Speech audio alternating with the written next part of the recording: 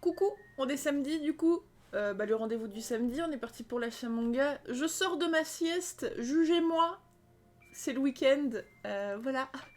Alors du coup cette semaine, un peu moins d'achats que la semaine dernière parce que la moitié c'est ma maman qui me les a achetés suite au coffret One Piece. Cette semaine il y a d'autres mangas pour mon Noël et il y en aura aussi au mois de janvier qui du coup n'arriveront pas tout de suite. Spoil, ils sont où? C'est la suite des Inuyasha. J'essaye de les compléter avant qu'ils soient en rupture de stock et que je chiale. Voilà. Donc, cette semaine, nous avons le tome 4 de A Sign of Affection, qui est un petit manga de chez Akata. Ils font des trucs vraiment cool chez Akata. Bon, j'aime pas tout ce qu'ils font, mais il y a des trucs vraiment sympas, ou en tout cas des histoires assez atypiques là-bas. Du coup, on va suivre... alors, je n'ai plus les noms forcément.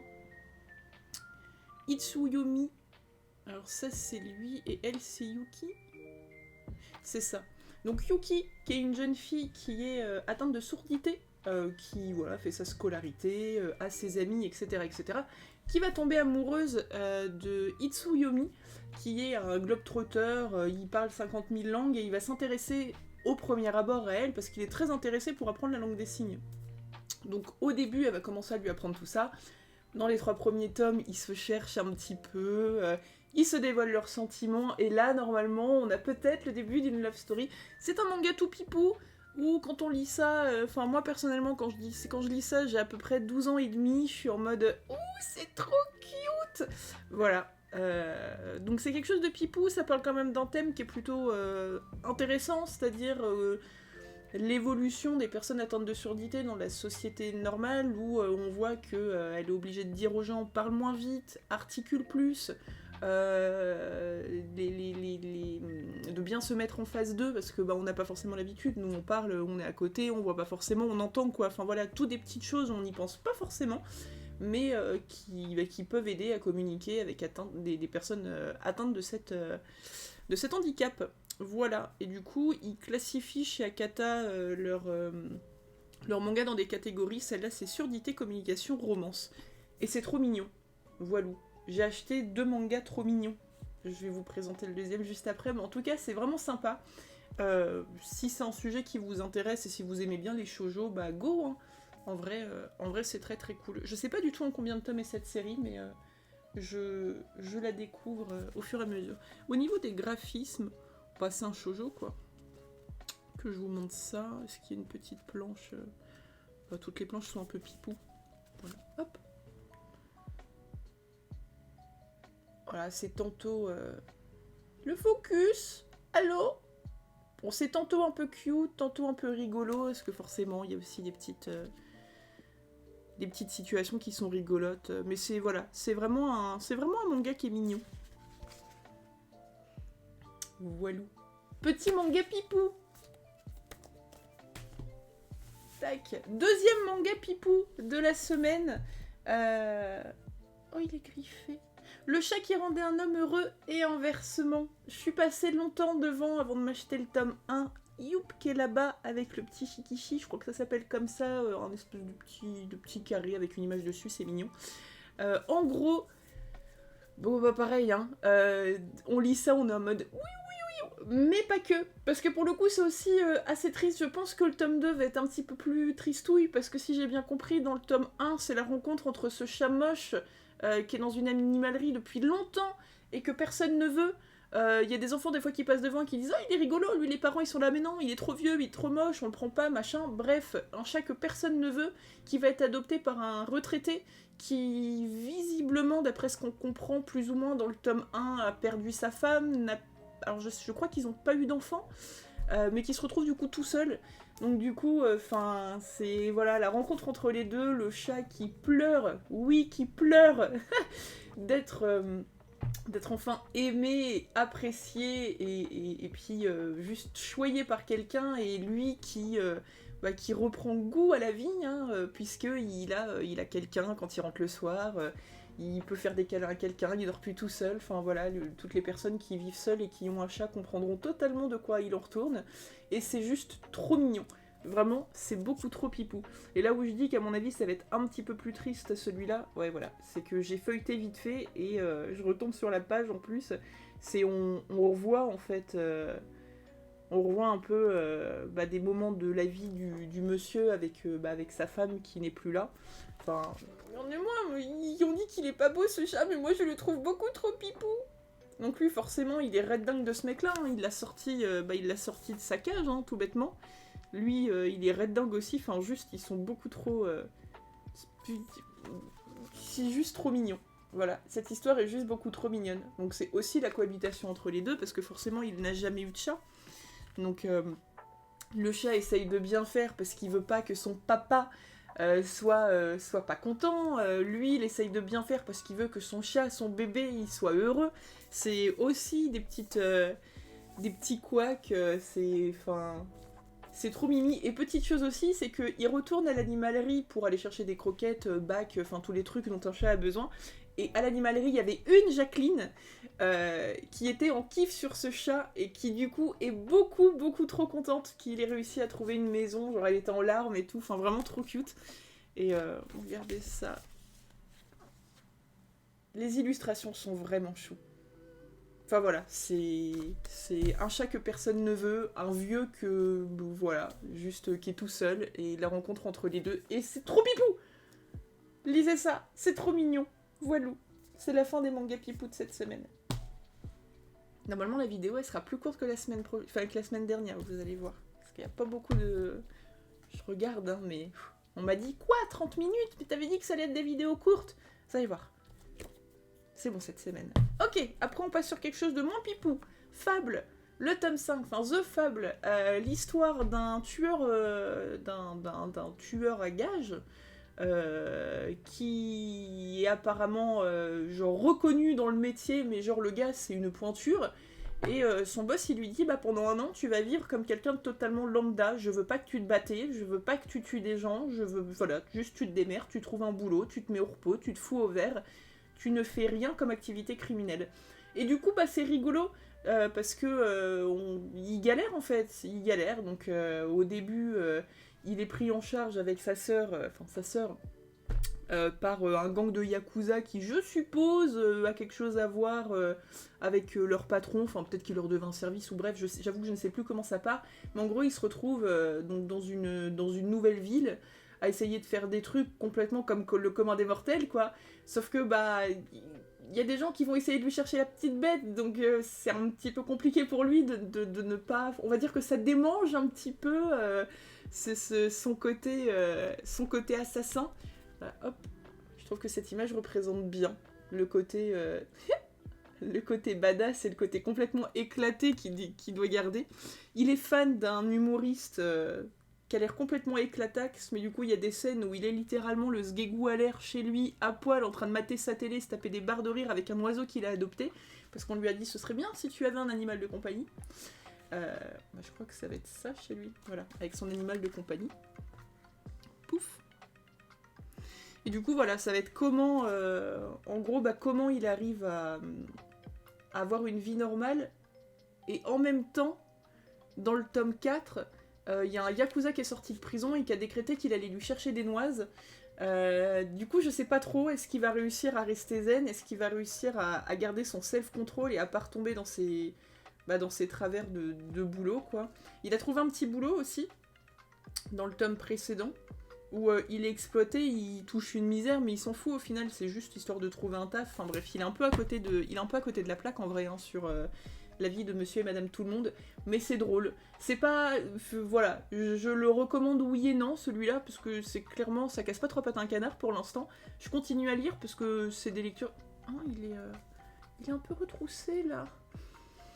Je continue à le lire, je vais le pincer très fort. Je continue à le lire parce que c'est rigolo, mais voilà, c'est pas un coup de cœur, mais je passe un bon moment sur cette lecture-là, du coup, c'est pas... je ne demande pas plus. Au niveau des graphismes, c'est sympa aussi. Hop. Voilà, par exemple, petite scène de bagarre. Tac. Les graphismes, ils sont cool. Ça se lit assez bien. Mais voilà. En gros, pour faire un résumé peut-être plus concis, parce que je me suis peut-être un peu perdue dans mes explications pour celui-là. C'est un tueur en série qui doit vivre dans la peau et dans la vie de plus ou moins monsieur et madame tout le monde. Comment que ça se passe-t-il? Voilà. À voir. À voir qu'est-ce que ça va donner, mais pour l'instant, c'est sympa. Après, touc, on arrive dans les grands formats. Je me suis pris le tome 7 de l'éternelle édition de Sailor Moon. J'adore Sailor Moon. Je redécouvre totalement... Alors, Sailor Moon, à savoir que je suis un peu fan de cette série. J'ai toutes les figurines pop dans mon salon. J'ai un sac Artemis, j'ai le Monopoly, j'ai des tasses, bref, j'ai des figurines. Bon, j'en ai pas beaucoup, mais j'en ai mis au moins 2 là, histoire de... J'adore ce manga. Et je l'ai regardé quand j'étais gamine, comme beaucoup, hein, à l'époque, Dragon Ball Z, City Hunter, tous ces trucs-là, c'était Club Do, et je sais plus comment ça s'appelait, FR2, là où... Non, Midi les Zouzous, c'est pas ça. Non, enfin, je sais plus comment s'appelait l'émission là qu'il y avait sur France 2, mais il passait aussi des trucs comme ça. Et en l'occurrence, ça passait là. J'avais acheté l'édition, pas la Glénat, mais celle de Pika en format normal. Je l'ai totalement revendue quand j'ai vu qu'il sortait celle-ci. On a des pages couleurs, on a du papier glacé. Enfin voilà, je sais qu'il y a des gens que ça rebute parce que manga cartonné, c'est absolument pas souple du tout. Ça fait un peu format entre guillemets bande dessinée. Moi je trouve que c'est trop cool. Le papier il est full glacé, du coup ça va pas s'abîmer. Bon, juste faut faire attention et puis pas ouvrir ça de façon totalement vénère histoire de pas tout casser, mais c'est vraiment très sympa. Et là en plus on arrive dans un arc que je ne connais pas. Voilà. Donc shame la fan de Sailor Moon, hein. Le tome s'est fini la dernière fois avec l'apparition d'une licorne. Voilà. Bonjour, il y a des licornes dans Sailor Moon maintenant, donc je sais pas. On arrive dans un arc que je ne connais pas. Donc j'ai hâte de découvrir ce tome-là. Je crois que c'est fini en 10 tomes, la Perfect. Sachant que dans l'Eternal Edition, alors pour ceux que ça intéresse, hein, normalement, dans l'édition de base de chez Pika, donc le format normal, il y avait l'histoire, donc les Sailor Moon, les tomes, plus deux ou trois short stories. Les short stories sont compris dedans. J'ai eu la surprise en lisant le tome 6, à la moitié du tome, c'était plus l'histoire principale, c'était de la short story. Voilà, donc ce sera compris à l'intérieur. Voilou. Donc dessus, nous avons Sailor Pluto et... je sais plus comment... C'est qui, elle? Uranus? Je sais qui? C'est celle de la mort, là. Bref, elle est arrivée dans le tome d'avant, c'est trop bien. Donc si vous aimez les mangas rétro, allez-y, en fait. Hein. Les tomes sont pas donnés, ils sont à 15 balles, enfin 14,90, mais c'est overcool. Voilà. Les planches, ça part un peu dans tous les sens, mais c'est le style de l'époque. Je vous l'ouvre pas en grand, hein. Je vous ai dit, je veux pas péter la tranche qui est au milieu. Mais est-ce que je peux vous trouver... Attends... Saturne, Uranus, Neptune. Ouais, je crois que c'est Uranus celle-là. L'autre c'est Saturne et... Oui, c'est ça. C'est Uranus celle-ci. Je bug avec les 3 dernières qui arrivent. C'est les 3 un peu moins connus. Tac. Par exemple, il y a des anges et tout. Ah, c'est une licorne. C'est avec la... Ah, les licornes, elles sont humaines en fait. J'arrête de feuilleter. Je lirai ça. Bref, le tome 7. En plus... C'est tout pailleté, on voit pas bien, mais c'est une jaquette qui brille, c'est trop bien. Lisez Sailor Moon, meilleur shoujo, pas vraiment shoujo, je trouve, perso. Hein. Meilleur shoujo de l'époque qui tire un peu sur le shonen parce qu'il y a de la baston absolument tout le temps. C'est trop bien, voilà. Et après, on finit avec ce que je vais probablement commencer à lire, genre tout de suite, maintenant, ce soir. Je continue, donc c'est le cadeau de Noël de ma maman, vous pouvez les voir ici. Touc, je continue ma culture avec la Perfect Edition de Dragon Ball. Voilà que je fais, j'essaye de m'en prendre au moins 1 par mois, 2 par mois, parce qu'ils sont quand même à 10 balles, hein, si je dis pas de bêtises. Je crois que je dis pas de bêtises. C'est la Perfect, forcément, donc ça coûte plus cher, et je kiffe. Comme Sailor Moon en fait, si vous voulez, Dragon Ball, j'ai connu ça quand j'étais plus jeune, Club Do, je sais plus si c'était le Club Dorothée ou cette émission dont je vous parlais tout à l'heure sur France 2 où il y avait City Hunter, je sais que je regardais, je basculais entre les deux, mais du coup j'ai des bribes de l'histoire, je peux vous faire un résumé entre guillemets de Dragon Ball, mais je pense que ça va être erroné, parce que j'ai dû regarder, comme ça passait à l'époque, hein, l'épisode 1 suivi de l'épisode 658, suivi de l'épisode 13, suivi de l'épisode 52, bref, j'ai tout dans le mauvais sens. Donc j'ai commencé à les relire, j'ai overkiffé parce que du coup il y a des rêves que j'avais pas forcément et ça m'a bien fait marrer de comprendre des trucs, des jokes avec des gens depuis des années où je capte pas, ou même des rêves que j'avais pas forcément. Là je me suis arrêtée la dernière fois, si je dis pas de bêtises, c'était en plein tournoi. Ouais, c'est ça. On est en plein tournoi où du coup, il y a le fils de Piccolo, là. Et il y a Dieu qui est sur Terre et tout pour se mêler au tournoi. C'est super cool. Mais la grosse hype que j'ai, elle est pas là.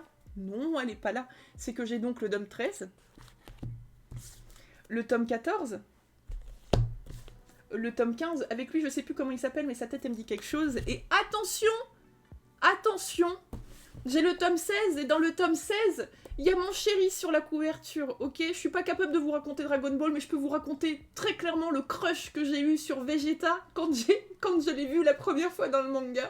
Mon petit cœur de gamine, il a fait boum boum. Donc je suis trop contente, je vais enfin pouvoir voir mon chéri d'amour. Donc je ne sais pas, je sais même plus contextuellement, je crois que quand il arrive, il est pas sympa au début, je ne sais plus ce qui se passe, mais je suis refaite. Donc là je sais qu'on va arriver dans un arc du bouquin où je vais avoir une hype. Le truc qui me fait chier, c'est qu'il apparaît sur la couverture du 16, or le 16 c'est le dernier que j'ai acheté, donc il est totalement possible que pour la fin du mois, ou début de mois prochain, en fonction de si je ne suis pas obligée de bouffer des pâtes à cause de mon budget, je me rachète un ou deux, histoire de continuer à pouvoir voir un peu ce qui se passe avec lui. Mais voilà, en gros, pour les achats de la semaine, il manque des trucs, très clairement il manque des trucs, j'ai vu avec ma librairie, genre j'avais commandé Shiruran qui devait sortir cette semaine, enfin il y avait quelques trucs tout ça, et en gros ils m'ont expliqué que si ils ne les commandaient pas d'habitude pour leur librairie, ça mettait plus longtemps à arriver. Je sais pas du tout comment ça se passe, c'est pas grave, j'ai déjà tout ça à lire cette semaine, j'ai lu tous les bouquins que je vous ai présentés la semaine dernière, je vais me jeter sur tout cela cette semaine. Si j'ai un petit peu de rap, j'en ai encore quelques-uns à lire de côté que j'ai pas encore lu, et j'ai complètement plein de trucs à lire encore là-dedans là. Donc ce n'est point grave, mais j'espère en tout cas que je l'aurai pour la semaine prochaine, parce que c'est vraiment une série que je kiffe, et j'aimerais bien être à jour là-dedans. Voilà, j'espère que cette vidéo tête dans le cul sortie de sieste vous aura plu. Je vous fais de gros bisous, n'hésitez pas à me dire en commentaire ce que vous avez acheté comme manga cette semaine. Est-ce que vous avez des nouveautés que vous trouvez cool? D'ailleurs, petite question, je me souviens plus le nom, Love Wolf je sais pas quoi là, la reparution chez Panini d'une vieille série. Ceux qui sont fans vont comprendre totalement, les autres vont se dire qu'est-ce qu'est Baragouine la blondasse, c'est pas grave. Si jamais il y a des gens qui voient de quoi je parle et qui peuvent me donner un petit tips, c'est-à-dire est-ce que le manga est genre over bien ou pas, dans les commentaires, ça m'intéresse parce que l'édition elle a l'air juste insane, le tome coûte plus de 30 balles, je l'ai pas vu à ma librairie mais je sais qu'il y a moyen que je la commande, et je me tâtonne très fortement parce qu'apparemment de ce que j'ai lu et de ce que j'ai compris c'est un délire dans les samouraïs, enfin, temps des samouraïs, tous ces trucs-là, et j'avoue que c'est des histoires qui me hype beaucoup en ce moment, mais vu que le tome est assez onéreux, je sais pas trop est-ce que je me lance ou pas, donc voilà, s'il y en a qui passent par là, qui ont un avis à me donner là-dessus, n'hésitez pas, je suis preneuse, et comme d'habitude, si vous avez d'autres séries à me proposer, n'hésitez pas, je suis preneuse, voilà. À part les hentai, je lis de tout, à peu près. En tout cas, je vous fais de gros bisous, je vous souhaite un très très bon week-end, on se retrouve la semaine prochaine, logiquement, pour un nouvel achat manga. Bisous. Voilà.